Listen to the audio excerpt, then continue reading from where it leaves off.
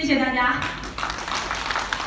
我自我介绍一下哈，我是李圆圆，大家可能都认识我。我这次上台不是来跟大家忽悠我们那个泉水煮鸡蛋放头上破不破的，我是来给大家分享案例的。这是我女儿，今年5岁了。她本来想上台给大家分享，就是每一次她生病咳嗽的时候，妈妈都用长靴给她调；每一次肚子不舒服的时候，我就用长春穴给她调。有时候白天偷懒的时候吧，就是我给大家分享几个最简单实用，分享给大家，就是诸位的爸爸妈妈们听，爷爷奶奶们听，好不好？大家就是说可以借鉴一下啊。就是每次孩子肚子疼、生病或者感冒发烧的时候吧，然后就是我都是用我们长生穴给他调理。发烧的时候，有一次在老家，我带他回姥姥家发烧，晚上的时候也没有药物，然后就是孩子就是烧的都39度多，没有办法。我一想，对，我为什么不用长生穴呢？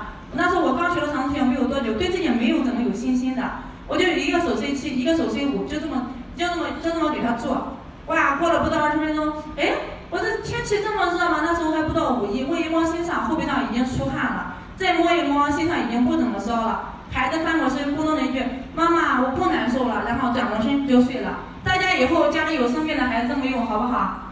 好。还有一次就是孩子咳嗽的非常厉害，然后他有痰，他咳不上来。用我们中医的话讲，孩子气虚，有痰上不来气，对不对？我就想，我就不给他吃药，我就用一下试一试，然后结合着给他平时也做一下按摩。然后到了按摩以后也还是不行，我到晚上的时候我就用长生穴给他调，因为我那天实在是太累了，我非常懒。晚上的时候我就一个手伸到他的肺部这里，让他躺下。因为平时的话，大家有没有发现，冬天的时候女同志很容易手脚冰凉，对不对？但我们那个手如果是女士的那个腰部啊、肚子如果非常凉的话，我们这样是捂着的，那个手会越来越凉的。但是你一定要仔细观察一下，到了今年冬天，如果你的手脚还是冰凉的话，你在给自己做长生穴或者给别人调理的时候，你的手就不会越捂越凉了，你的手会越来越热的，非常热，越来越热，不会感觉到。假使你的手无论再怎么冰凉，你一旦用上我们长生穴，你会感觉你的手心，哇，为什么我的身体会慢慢的暖起来？是这样子的。晚上我就把手躺下以后，我也很困，我把手放他的肺部，我就这么迷迷糊糊睡了半夜，我怎么感觉我今天晚上怎么睡得这么香？为什么孩子没有把我咳嗽醒？他剧烈的咳嗽，还咳嗽不上来，很憋得上，很难受的看那个样子。为什么我能睡上一夜踏实觉？早上起来的时候，他的脸色也红润了，那个痰，上午的时候吐出了黄痰，到下午的时候白痰就慢慢的吐出来了，然后那个粥、那个青菜都能吃进去了。然后我就想，原来我学了长生穴，我的功力这么厉害。我的功力给孩子做完以后增长了这么多，老师不是说增长功力的5个来源了，给别人调整，给自己调整，对不对？哇，原来给别人调整以后，我的功力可以增加这么多。然后每周我都去我们调整站，有一次我们给我们调整站里调整了一个帕金森症者，大家有没有见过这种病号？见过对不对？他走路的样子是这样子的，然后一直多说，然后我们在长生穴，我们5位师兄师姐给他调整。就是把 C6、C7、C5、C4、C3、C2 全部都给他调的。我是给他做了2个膝盖。一开始你给他做那个膝盖的时候，他躺在那里就是这么一直抖。不知道大家可能就是说没有，可能只有一部分同学见过那种病号，一直在抖。给他做的时候，前15分钟的时候感觉，抖得好厉害，这可怎么办？这可该怎么办？然后我静下心来，听老师的话，简单相信，照着做。你要相信，只要你抱着爱心、用心、慈悲心给他去调理的话，你要相信一定会有效果的。不要想这么多，一定会有效果的，一定要好好告诉自己。过了15分钟大约以后，感觉哇，为什么他的手、他的脚没有抖得这么厉害了？好像他是不是睡着了？就不再抖了。我就这样想。然后又过了10来分钟。我们收工的时候，那个大叔开始睁着眼，我问他，我说你的腿为什么后来不再抖了？他不想抖了呀。然后大家鼓掌鼓励一下。然后他起来之后，他那个气色哇变得非常的红润。一直到现在，他的儿子在离我们济南有不到200里路，100多里路，张琼那里。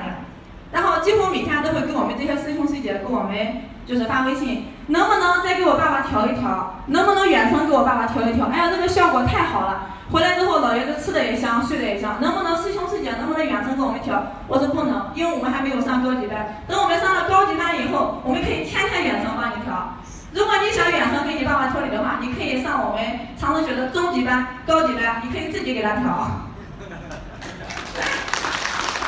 给大家就是说，所以如果这有患者说能不能天天给我们家里调，你要告诉他，你有机会学长城学的话，你一定要自己去，我没有那个时间天天给你调。你要是想真正的给自己的家人就是调理好身体，你一定要自己亲自去学的。